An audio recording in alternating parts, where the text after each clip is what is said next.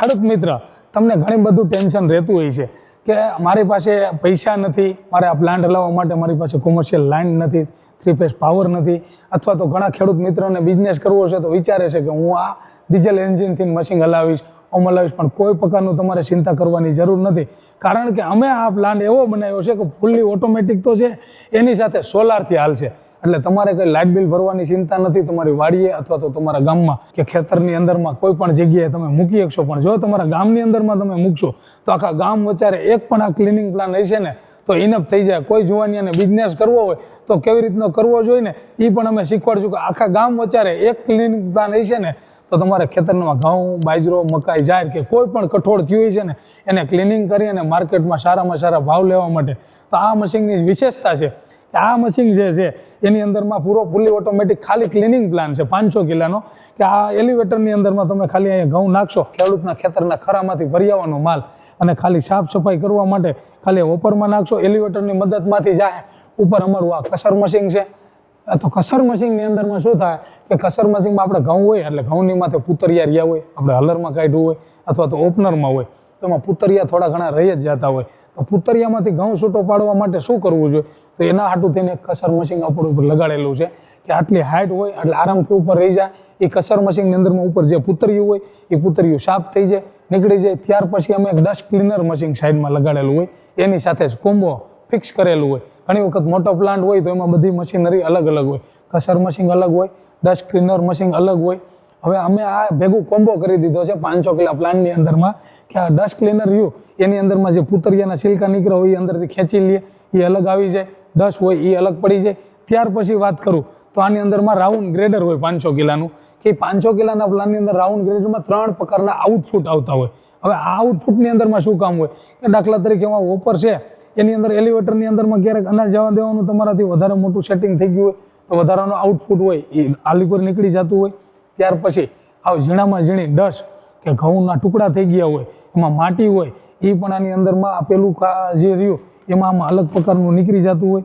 એટલે આ આઉટપુટની અંદરમાં ઝીણામાં ઝીણી ડસ્ટ હોય, ઘઉંના ટુકડા થઈ ગયા હોય અથવા તો કોઈ માટી હોય, એ બધી જ વસ્તુ આમાં અલગથી નીકળી જાય. ત્યાર પછી બીજું આઉટપુટ છે. તો બીજા આઉટપુટની અંદરમાં શું કામ થતું હોય કે ઘઉં હોય, આપણે ખેતરમાં ઘઉં વાવતા હોય તો ઘણી જગ્યાએ ખેતરની અંદરમાં પાણી બધી જગ્યાએ ન પહોંચતું હોય. તો ઘઉંની અંદરમાં પાણી ન પહોંચે ને એટલે ઘઉં ઘણી જગ્યાએ ઝીણા ઝીણા થતા હોય. હવે એ ઘઉં ભેગા મિક્સમાં જાય, માટી જેવી વસ્તુ મિક્સમાં જતી હોય. હવે આ જ બધી જ વસ્તુ આપણે હલર હાલતું હોય તો એટલે શું કરતા હોય, ખરામાંથી માલ સીધો માર્કેટ યાર્ડમાં વેચવા લઈ જાય એટલે ભાવ ન મળે. ન મળવાનું કારણ શું? તો કે ભાઈ તમે ઘઉંની અંદરમાં જે કાંઈ ખરાની અંદરમાં હલરમાંથી માલ નીકળો છે એ સીધો તમે ભર્યા છે બાસકા અથવા તો કોથરા ભરીને ત્યાંથી ખરામાંથી જ માર્કેટ યાર્ડમાં વેચવા નીકળી જાવ છો. એટલે ક્યારેય ભાવ મળતો નથી. વેપારી જે ભાવ દે છે કે ભાવ કહે છે એ ભાવ લઈને આપણે આવતા રહીએ છીએ. હવે તમારે ખાસ કરીને એની વાત છે કે આ ક્લિનિંગ કરવા માટે ઝીણી ડસ્ટ નીકળી ગઈ એટલે ઘઉં થઈ ગયા ચોખ્ખા. ત્યાર પછી ઝીણા ઝીણા ઘઉં અને ટુકડા એ બે આમાંથી અલગ પડી જાય. ત્યાર પછી વધ્યું સારામાં સારી ક્વોલિટીનો ઘઉં. સારામાં સારી ક્વોલિટીના જે ઘઉં વધ્યા છે એની અંદરમાં અમે 2 ડિસ્ટોનર નાના દીધા કે આ ડિસ્ટોનરનું કામ શું હોય તો કે પેલું ડિસ્ટોનર છે એ ઘઉંથી મોટી સાઈડના, એટલે ઘઉંની અંદરમાં કેવું હોય કે હલર રાખતા હોય એટલે આપણે મોટા પૂતરિયા રહેતા હોય, એના ડાખરા રહેતા હોય અથવા તો કોઈ પણ કચરો રહેતો હોય. તો આ પેલું ડિસ્ટોનર જે છે એ મોટું ડિસ્ટોનર, એની અંદરમાંથી બધી કચરો કે મોટી ડસ્ટ બધી નીકળી જાય. એ મોટી ડસ્ટ નીકળતી હોય એ ડસ્ટની અંદરમાં કે તમારે આવા પૂતરિયા હોય, આવો કચરો હોય, એ બધી વસ્તુ આમાં નીકળી જાય. એટલે શું છે, ઘઉં થઈ જાય ક્લીન. હવે ઘઉં જેવી સાઇઝની અને ઘઉં જે વસ્તુ છે એ જ પ્રકારનું જે કાંઈ વધ્યું છે એ બીજા ડિસ્ટોનરમાં આવશે. એટલે આ ડિસ્ટોનરનું કામ શું હોય, આ ડિસ્ટોનરની અંદરમાં એક જાતનું હુપડું, આપણે ગામડામાં કેમ પેલા આપણા બા હોય કે ડોશીમાં હોય તો એ શું કરતા હોય કે હુપડેથી સારતા હોય અને હુપરામાં આમ કરીને આમ કરે એટલે પૂતરિયા અલગ પડે, કાંકરા અલગ પડે. એ જ સિસ્ટમથી આની અંદરમાં જે કાંકરા હોય, પથ્થર હોય, માટી હોય એ આ ડિસ્ટોનરમાંથી આલીકોનની સાઈડમાંથી અલગ નીકળી જાય. એટલે બધાય આપણી આ ઘઉંની અંદરમાં જે કંઈ પણ કાંકરો હોય તો એ અલગ નીકળી જાય, મોટું પૂતરી હોય તો એ અલગ નીકળી જાય, માટી હોય તો એ અલગ નીકળી જાય, ઢેફું હોય તો એ અલગ નીકળી જાય, અથવા તો બીજો કોઈ કચરો હોય એ અલગ નીકળી જાય. સારામાં સારી ક્વોલિટીના જે ઘઉં વધે છે એ જ આમાં આવે. એવી જ રીતના ઘઉંનું પણ આવી જ રીતનું ક્લિનિંગ થઈ જાય. એવી જ રીતનું આપણા ખેતરમાં બાજરો થતો હોય તો બાજરો પણ સાફ કરવો હોય તો આ જ રીતનો ક્લીન થઈ જાય. એના માટે ખાલી જારી બદલાવી પડે છે. તમારે જાહેર થતી હોય તો જાહેર પણ એવી જ રીતની ક્લિનિંગ થઈ જાય. તો જાહેરના પણ સારામાં સારા ભાવ મળે તો એનું પણ આવી રીતનું જારી ચેન્જ કરે એટલે થઈ જાય. ત્યાર પછી મકાઈ થતી હોય તો મકાઈ પણ સારી ક્વોલિટીમાં વેચવી હોય માર્કેટમાં તો મકાઈને પણ નાની મોટી સાઈઝના માટે કરવા માટે ક્લિનિંગ થઈ જાય. મગ થયા છે તો મગનું પણ બહુ સારામાં સારું ક્લિનિંગ થઈ જાય. મગને તમે ક્લિનિંગ કરવું હોય જારી બદલાવો થઈ જાય. અડદ થયા હોય તો અડદને પણ ક્લિનિંગ કરવું હોય તો એ પણ ક્લિનિંગ ટકાટક થઈ જાય. તમારે જેવી વસ્તુ જોતી હોય એવી થઈ જાય. કારણ કે હાથથી સાફ કરવા અથવા તો કોઈ બીજી મશીનરીથી સાફ કરો પણ જે આ આટોમાઇઝ કંપની આ એક જ મશીનની અંદરમાં કોમ્બો કરી ફિટિંગ કરી અને જે વસ્તુ બનાવેલી છે એ તમારે 100% ક્લિનિંગ થઈ જાય, સાફ સફાઈ થઈ જાય. હવે ક્લિનિંગ કર્યા પછી તમારે માર્કેટમાં વેચવા જવા છે અથવા તો આટલું સફાઈ કરેલું હોય ને અટાણે શું છે કે બધાને ઘરમાં લેડીઝ હોય જેન્ટ્સ હોય ઘરમાં ઘણા બધા કામ હોય છે ને બીજી હોવાથી સાફ સફાઈ કરતા નથી તો રેડીમેડ સફાઈવાળું અનાજ લેતા હોય, રેડીમેડ સફાઈવાળું કઠોળ લેતા હોય. હવે તમારે આ કઠોળ અને અનાજ બે જો તમારે આવી જ રીતના સાફ સફાઈ કરી અને તમારે વેચવું હોય માર્કેટમાં તો સારામાં સારા ભાવ તો મળે જ અને બધા આ જ અનાજ અને કઠોળ લેશે કારણ કે તમે સફાઈ કરેલું આપો છો. બીજું ઉલટાનું કે જો આ તમારે કિલો 2 કિલો 5 કિલો પેકિંગ કરીને તો વેચી શકો છો 20 કિલો 25 કિલો 50 કિલોના જો બોરા પેકિંગ કરીને કરવા હોય તો એ થઈ જાય. તો ખાવાની અંદરમાં સબ્જી બનાવવામાં કઠોળના શાકનો યુઝ સારો એવો થતો હોય તો કઠોળને તમારે આ જે કઠોળ છે એની સાથે અમારી પાસે એક વેક્યુમ મશીન છે કે વેક્યુમ કરીને તમે વેચો તો એમાં દવા કે કાંઈ ન મૂકવું પડે અને વેક્યુમની સાથે સાથે એટલું જબરજસ્ત એની લાઈફ પણ મળશે. અને તમારે આ વેક્યુમ મશીન સાથે કરશો અને બધું પેકિંગ કરીને વેચશો ને તો તમને આરામથી 200 નહીં 300 રૂપિયા 400 રૂપિયા એક મણે ભાવ વધારો મળશે અને તમારી ઉપજમાં પણ સારામાં સારો ફાયદો થાય. તો તમારે જરૂર એક ગામની અંદરમાં એક મશીન હોય અને એક પણ જુવાનિયા હોય એને જો એને વાડીએ જગ્યા સારી હોય તો તમારે લાઇટ બિલની ચિંતા નથી કરવાની, તમારે 3 ફેઝ કનેક્શન લેવાની ચિંતા નથી કરવાની, તમારે કોમર્શિયલ લાઇન લેવાની ચિંતા નથી કરવાની. તમને એમ થાય કે મારે આ એન્જિનથી હલાવવું જનરેટરથી ચલાવવું કોઈ પ્રકારની ચિંતા કરવાની જરૂર નથી, કોઈ વસ્તુની જરૂરિયાત નથી. ખાલી ઓનલી ને ઓનલી તમારી પાસે જગ્યા હોય એટલે અમારી કંપની તમારી ત્યાં વાડીએ આવી અને તમને આ સોલાર ઉપર હાલે ને એવો ક્લિનિંગ પ્લાન ફિટ કરી દે છે કે તમારું લાઇટ બિલ પણ છે ને આપણા સુરત દાદા ભરી દે છે. તમારે ચિંતા કરવાની કોઈ જરૂર નહીં.